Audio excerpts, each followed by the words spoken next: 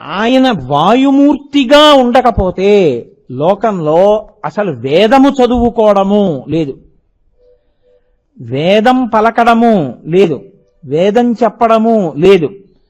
అక్కడతో అయిపోయిందా? వేదం నువ్వు చదువుకోకపోవచ్చు, కానీ నీకు వర్షం కావాలి, ఒక యజ్ఞం చెయ్యాలి.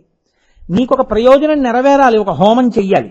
నీకు శత్రుభయం వచ్చింది, ఓ చండీ హోమం చెయ్యాలి.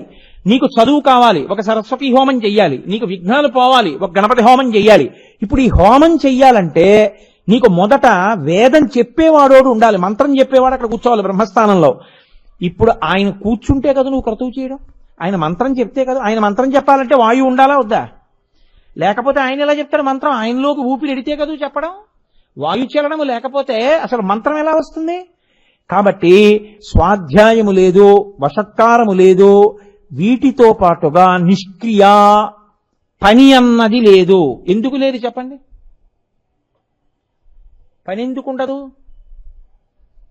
అంటే బయట పని లేదు అని మీరు అనుకోకూడదు. పని అంటే ఒక సమిధని ఇలా తీయడం, సమిధలు పట్టుకురావడం. ఇప్పుడు సమిధలు పట్టుకురావాలి అంటే దర్భలు పట్టుకురావాలండి. అందుకే ఆ కృష్ణ మృగంగా తిరిగినప్పుడు ఇంద్రుడు నిర్ణయించాడు ఈ భూమి మీద దర్భలు బాగా దొరకాలి అని. అందుకే ఇక్కడ దర్భలు దొరుకుతాయి.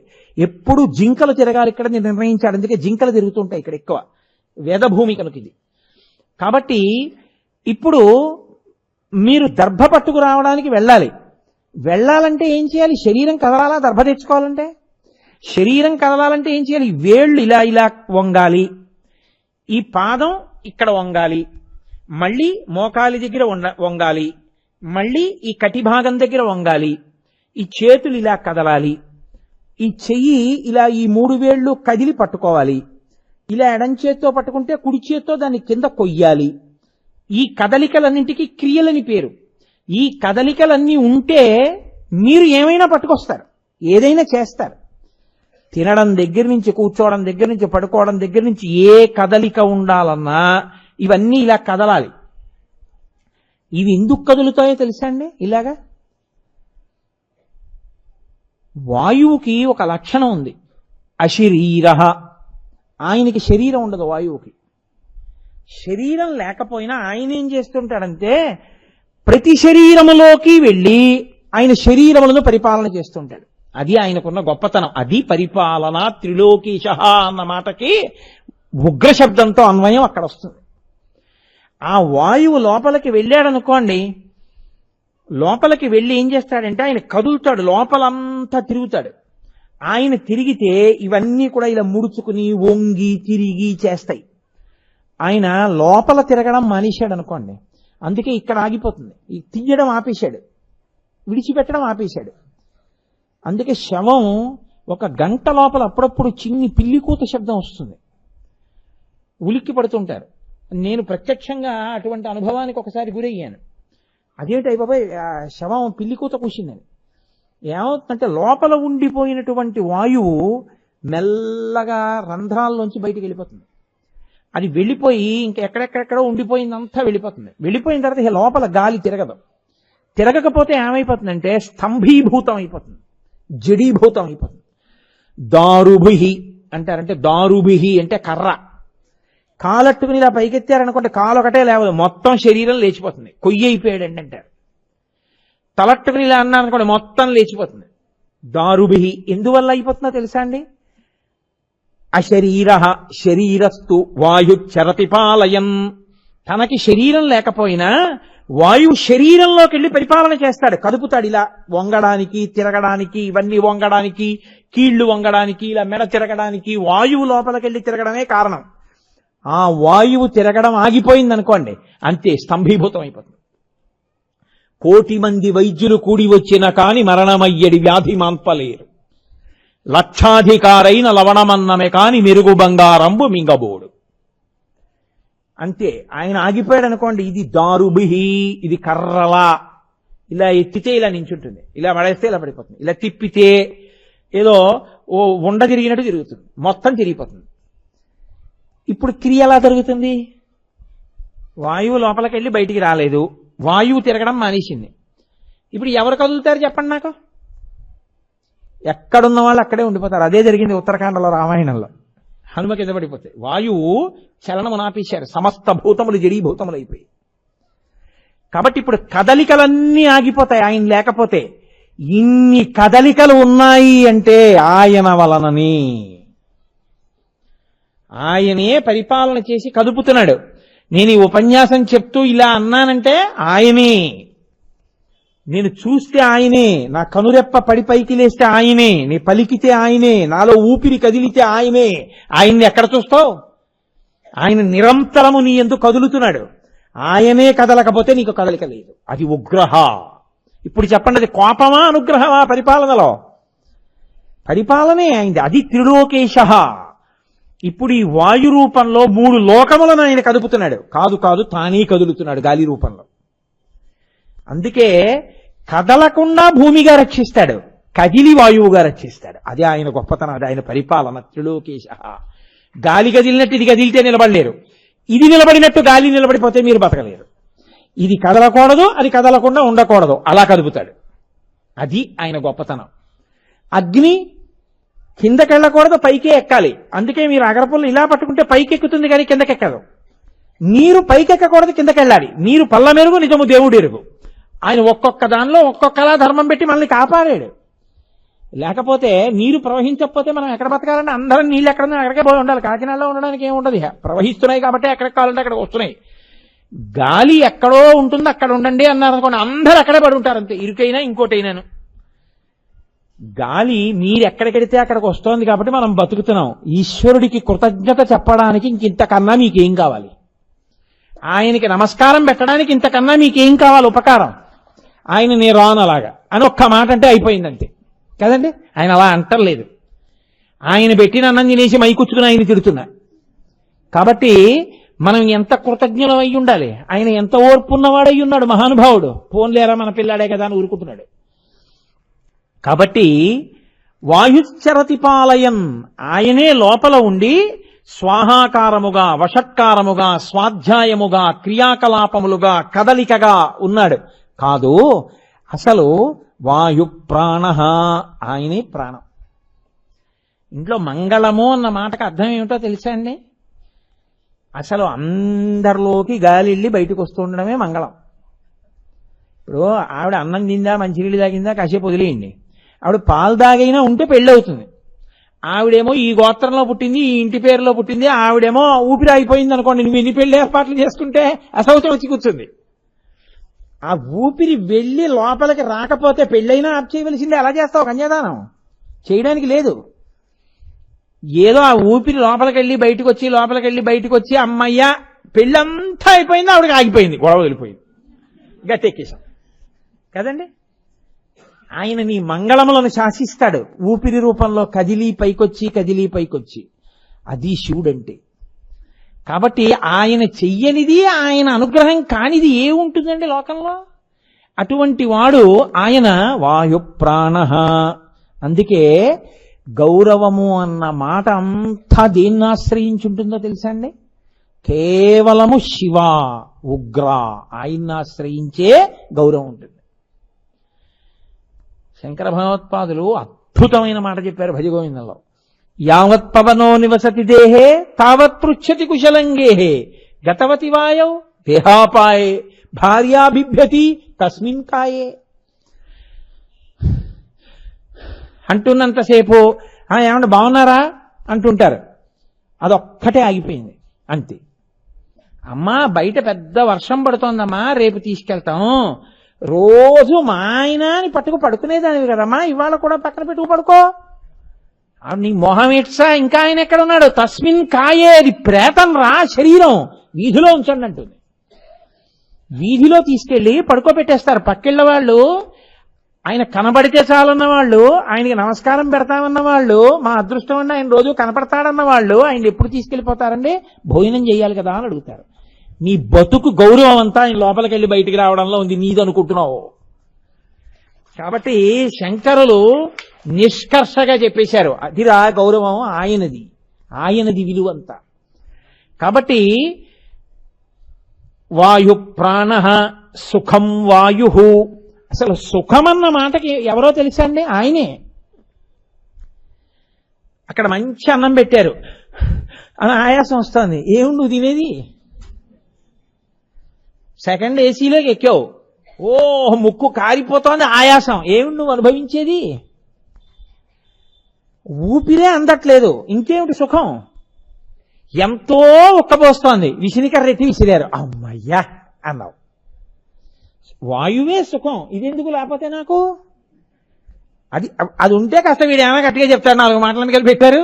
అదే ఈశ్వరుడు. చూడండి, ఆయన అనుగ్రహం. శక్తి లోపల ఉన్న విద్యుత్తు కదులుతోంది కాబట్టి మా అమ్మ, అరే నా గురించి చెప్పడానికి వచ్చాడని నా తల్లిదండ్రులు నన్ను సేవిస్తున్నారు. ఎవరి గురించి నేను చెప్తున్నానని మీరు అనుకుంటున్నారో వాళ్లే నన్ను సేవించి నాతో చెప్పిస్తున్నారు ఫ్యాన్ రూపంలో. అది ఆయన అంతకి దిగిపోతాడు. కాబట్టి లేకపోతే అందులోంచి గాలి రాబట్టి కదూ చెమట పట్టకుండా 4 మాటలు చెప్పగలుగుతున్నాను. లేకపోతే ఈ పాటికి లాల్చి ఇలా ఇలా ఇలా ఇలా అనుకుని ఇలా ఇలా ఇలా 10 మాటలు వాచి చూడడం. కాబట్టి సుఖం వాయు, వాయు ప్రాణ, సుఖం వాయు. అటువంటి వాయువు కానీ లేదనుకోండి, అసలు ఆ వాయువునందే ఈ లోకమంతా ప్రతిష్ఠితమయ్యుంది. ఆ వాయువే లేకపోతే ఉత్తర క్షణంలో లోకమంతా శవమైపోతుంది. అటువంటి వాయువే సమస్తమునకు ఆధారమయ్యున్నది. ఆయన ఉగ్రహ, శివుడై ఉన్నాడు. అందుకే శ్రీకాళహస్తిలో వాయులింగం అంటే ఎదురుగుండా కనపడినటువంటి లింగస్వరూపంగా కాదు దర్శనం. ఆ ముందర వేలాడుతుంటుంది ఒక పెద్ద ప్రమిదలో ఒక ఒత్తి ఉంటుంది, పెద్ద ఒత్తి. అన్ని దీపాలు నిశ్చలంగా అలా నిలబడి వెలుగుతుంటే అదొక్కటే రెపరెపరెపరెపలాడుతుంటుంది. మీరు అక్కడ ఏ గాలి ఏమి ఉండదు, మరి గాలి ఉంటే పక్క దీపం కూడా రెపరెపలాడాలిగా. మీరు దేవాలయం తలుపులన్నీ వేసేసినా సరే అక్కడ మాత్రం దీపం రెపరెపరెపరెపలాడుతుంది. ఎందుకో తెలుసా అండి? వాయు రూపంలో ఈశ్వరుడు నేనే ఈ లోకాన్ని నిలబెడుతున్నానని శ్రీకాళహస్తిలో అక్కడ దీపాన్ని కదుపుతూ నిరూపిస్తాడు. అందుకని వాయులింగ క్షేత్రమైంది శ్రీకాళహస్తి. అందుకే అక్కడ పశ్చిమాభిముఖుడవుతాడు. పశ్చిమం సూర్యాస్తమయానికి గుర్తు. సూర్యాస్తమయం అంటే పూర్తయిపోయిందని. ఈ జీవుడు పడిపోయేటప్పుడు, శరీరంలోంచి బయటికి వెళ్ళిపోయేటప్పుడు ఒక్కసారి తనివి తీరా శ్రీకాళహస్తి వెళ్లి ఈశ్వరుడి దగ్గర నిలబడి స్తోత్రం చెప్పి బయటికి వస్తే, ఆయన శరీరం పడిపోయేటప్పుడు లోపల వాయులింగం కాబట్టి ఆయన వాయురూపంగా వెళ్ళి ఆఖరి ఊపిరి విడిచిపెట్టేస్తున్న వేళలో ఆ ఆఖరి ఊపిరిని శివా శివా శివా అన్న నామంగా మార్చి వీడి శివనామం చెప్తూ పడిపోయాడన్న పుణ్యం ఇచ్చి తనలో కలిపేసుకుంటాడు. అందుకని శ్రీకాళహస్తి అంత ప్రఖ్యాత క్షేత్రమైంది వాయులింగమై. అటువంటి వాయుస్వరూపమైనటువంటి వాడెవరో ఆయన ఉగ్రుడై ఉన్నాడు. ఆయనే భీమః, ఆకాశరూపుడై ఉన్నాడు. అందుకే మనం త్రిలోకేశ అని ఉగ్రహ, భీమః ఈ నామాలన్నీ చెప్తున్నాం కదా. అందులో హరహ ఆయనే. ఇది తెలుసుకోకుండా బతికేసి మళ్ళీ పుట్టి మళ్ళీ పుట్టి మళ్ళీ పెంచి మళ్ళీ పుట్టి మళ్ళీ చచ్చి మళ్ళీ పుట్టి మళ్ళీ చచ్చి ఇంకా ఉపాధిలో తిరగడం తప్ప ఎప్పటికీ తన జ్ఞానం రానివాణ్ణి తానే పొందేస్తాడు. కాబట్టి హరహ ఈ లోకాలన్నిటినీ తుడిచేసి తనలో కలిపేస్తాడు. కాదు, హరహ అన్న నామం ఎంత గొప్పదో తెలుసా అండి? అయ్యా, ఇన్ని వేదాలు, ఇంత వాంగ్మయం అన్నీ శివుడి గురించి చెప్తున్నాయే, మరి మేము ఇన్నాళ్ళు ఏమీ చెప్పలేదే, ఆయనకి దూరంగా బతికేశామే, ఇన్ని పాపాలు చేసేశామే, మరి ఎలా ఆయన అనుగ్రహం అనుకున్నవాడుట ప్రవహించేటటువంటి నది దగ్గరికి వెళ్ళి ఆ నదిలో 11 మాటలు తల ముంచి తీసి హర హర హర అని 11 మాటలంటే వాడి పాపములన్నిటినీ కడిగేస్తాడు, తీసేస్తాడు. అందుకే ఇంకేమీ అందరూ శివనామంలో భోజన కాలే శివనామస్మరణే హర హర మహాదేవ శంభో శంకర అంటారు. హర హర 2 మాటలు అంటారు. ఆ హర హర అన్న నామం అంత గొప్పది. నువ్వు తెలుసుకోపోతే ఆఖరికి నిన్ను హరిస్తుంది, తెలుసుకుంటే పాపాన్ని హరిస్తుంది. ఆ హరుడై ఉంటాడు. పాపములను తీయగలిగిన అనుగ్రహమూర్తి సదాశివోం త్రిలోకేశ. ఆ మహానుభావుడే భీమః. ఇది ఆయన పరిపాలన అన్న మాటకి నేను అన్వయం చేస్తున్నాను. త్రిలోకేశలోనే శివనామాలు కొన్ని ఏరి కలిపేశాను. మీరు గుర్తు పెట్టుకుని టిక్కు పెట్టేసుకోవాల్సి ఉంటుంది. కాబట్టి భీమః భీమః అన్న నామంతో ఆయన ఆకాశమునకంతటికీ కూడా అధిపతి అయి ఉంటాడు. ఆకాశమునకు అధిపతి అయి ఉండడం అంటే ఏమిటో తెలుసా అండి? పరిపాలనాంశగా ఎలా పరిణమిస్తుందో తెలుసా? సంకోచ వ్యాకోచముల అవకాశం ఇచ్చినవాడు అవుతాడు. ఆకాశము అవకాశము అని మీరు అనుకోవాలి ఎప్పుడు. ఆకాశము లేని అవకాశము ఉండదు. అవకాశము మూసుకుపోవడమే ఆకాశం లేకపోవడం. సంకోచ వ్యాకోచముల మీదే భవతి ఉండుట అన్నది ఉంటుంది. ఎందుకో తెలుసా అండి? అమ్మ కడుపులో కటిక చీకటి ఉంటుంది. ఆ కటిక చీకట్లో పడుకుని ఉండిపోయి అందున తల కిందకి కాళ్ళు పైకి పెట్టి ఉండిపోవడానికి అలవాటు పడిపోయిన ప్రాణి చాలా ఇరుకైనటువంటి యోని ద్వారంలోంచి బయటికి ప్రసూతి వాయువు తోస్తుంటే అంచెలంచెలుగా పైకొస్తాడు. పైకి వచ్చి మొట్టమొదటిసారి ఇలా కళ్ళు విప్పేటప్పటికీ అన్ని దీపాల కాంతి పడుతుంది. దీపపు కాంతికున్న లక్షణం ఏమిటో తెలుసా అండి? స్ఫురణ మీద ప్రభావం చూపిస్తుంది. నేను ఇలా ఎత్తి కాసేపు అటు చూశాననుకోండి, ఆ దీపాల కాంతికి అన్ని దీపాల కాంతి పడితే నా స్ఫురణ దెబ్బతింటుంది. జ్ఞాపక శక్తి మీద ప్రభావం చూపిస్తుంది. అన్ని దీపాల మధ్యలో పిల్లవాడు పుట్టగానే అంత వెలుతురు ఒక్కసారి చూడగానే ఏమవుతుందంటే వాడి ఊపిరితిత్తులు పనిచేయడం ఆగిపోతాయి. లోపలి మలమంతా కూడాను ఊపిరి ఆగిపోతుంటే గడ్డకట్టేస్తుంది. బ్లాక్ స్టూల్ అంటారు. నల్ల రాయిలా గడ్డకట్టేస్తుంది. గుండె యొక్క స్పందన ఆగిపోతుంది. ఆగిపోగానే మృత్యువు ఆసన్నం అయిపోతుంటే ఆ పసివాడికి జగదంబ అమ్మలోకి ప్రవేశిస్తుంది. ప్రవేశించి నా బిడ్డ అన్న భావన కలిగి ఒక గొప్ప పొంగు వస్తుంది. అది పిల్లి కానివ్వండి, పంది కానివ్వండి, కుక్క కానివ్వండి, అమ్మ కానివ్వండి, ఏది కానివ్వండి, అది మాతృత్వానికి ఉన్న గొప్పతనం. జగదంబ ఆవహిస్తుంది. జగదంబ ఆవహించగానే తల్లి యొక్క స్తనములలోంచి కోలోస్ట్రం, ఒక డాక్టర్ గారు పెద్ద పుస్తకమే రాశారు దీని మీద, కోలోస్ట్రం అనబడేటటువంటి పసుపచ్చటి ముద్ద ఒకటి విడుదలవుతుంది. అమ్మ నా బిడ్డ అన్న సంతోషం కలగగానే స్తన్యాన్ని పిల్లాడి నోట్లో పెడుతుంది. వాడు తెలిసో తెలియకో ప్రాణం పోతుండగా అంటాడు. అనగానే ఆ కోలోస్ట్రం నోట్లో పెడుతుంది. అది వెళ్ళగానే ఊపిరితిత్తులు మళ్ళీ ఇలా సంకోచ వ్యాకోచములను పొందుతాయి. గుండె మళ్ళీ lub dub lub dub lub dub కొట్టుకోవడం మొదలవుతుంది.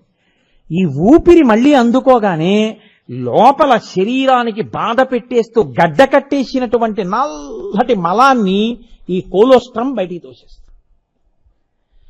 బ్లాక్ స్టూల్ బయటికి వెళ్ళడానికి, ఊపిరితిత్తులు కదలడానికి, గుండె కొట్టుకోవడానికి కోలోస్ట్రం కారణం అవుతుంది. అటువంటి కోలోస్ట్రంని లోకంలో సృష్టించిన వాడు సర్వేశ్వరుడు.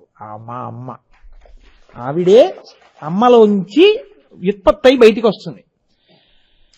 అలా ఇప్పుడు చచ్చిపోతున్నటువంటి పిల్లవాడు మళ్ళీ బతికాడు.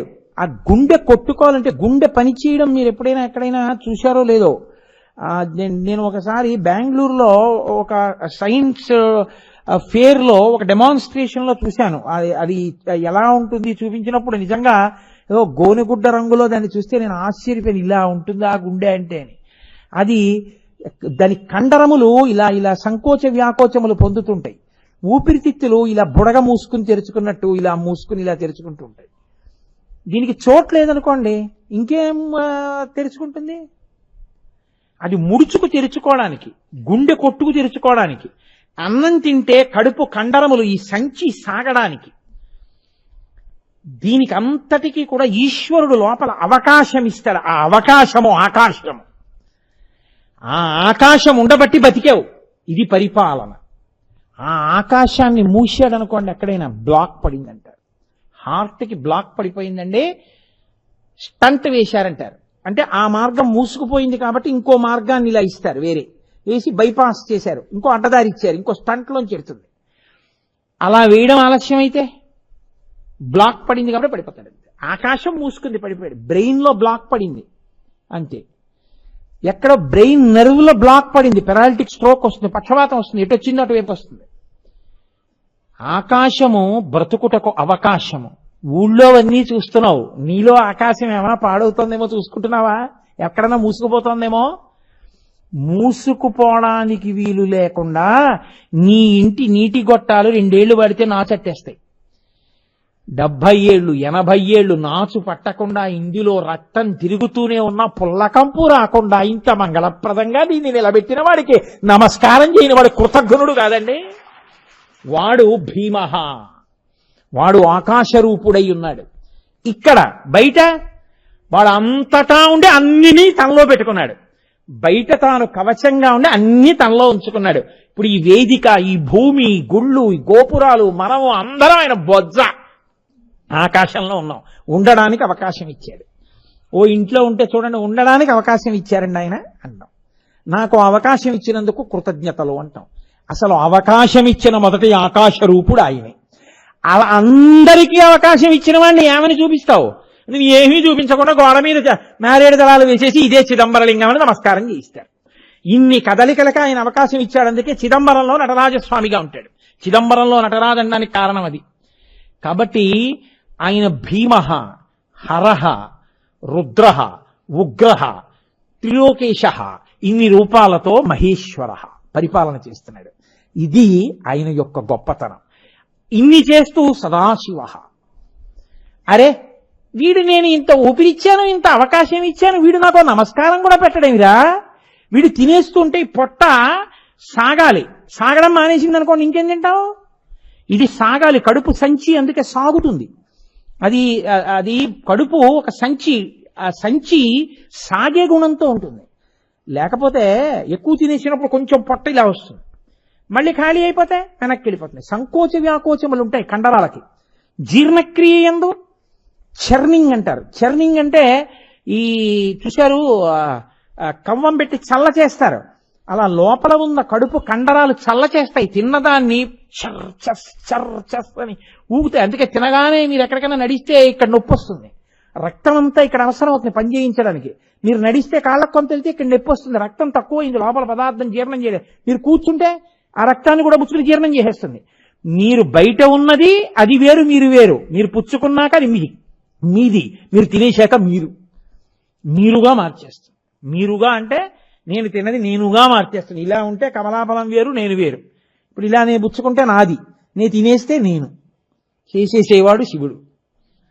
ఆయన ఆ పిప్పిని వదిలించేస్తాడు, దాన్ని నేనుగా మార్చేస్తాడు. ఇప్పుడు కమలాఫలం ఏది? నేనైపోయింది. ఇది చేయించగలిగిన ప్రజ్ఞారూపుడు ఆకాశరూపుడు భీముడు. కాబట్టి అటువంటి మహానుభావుడు ఆయన ఇన్ని నామాలతో ఏం చేస్తున్నాడు? ఆయన త్రిలోక పరిపాలన చేస్తున్నాడు. మనతో యజ్ఞం చేయించి హవిస్సులు దేవతలకు ఇస్తున్నాడు. మీరెళ్ళి వర్షం కురిపించండి దేవతల చేత మనకు భోగాలు ఇప్పిస్తున్నాడు. ఇంతమంది ఇన్ని ఎందుకు చేస్తుంటారు? ఆయన శాసనానికి భయపడి చేస్తుంటారు. ఇన్నిగా ఉండి పరిపాలన చేస్తుంటాడు. ఇది శివ వైభవం అంటే, ఇది మహానుభావుడు అంటే. అందుకని ఆయన సదాశివో. తినేసి నీకు ఇంత అవకాశం ఇచ్చినా నువ్వు నమస్కరించకపోయినా ఆయన ఊరుకుంటాడు. నువ్వు ఎన్ని తప్పులతో ప్రవర్తిస్తున్నా ఆయన ఊరుకుంటున్నాడు కాబట్టి సరిపోతుంది. ఆయనే శిక్ష వేస్తే వెంటనే ఎలా ఉంటుందో చూడండి. అవకాశం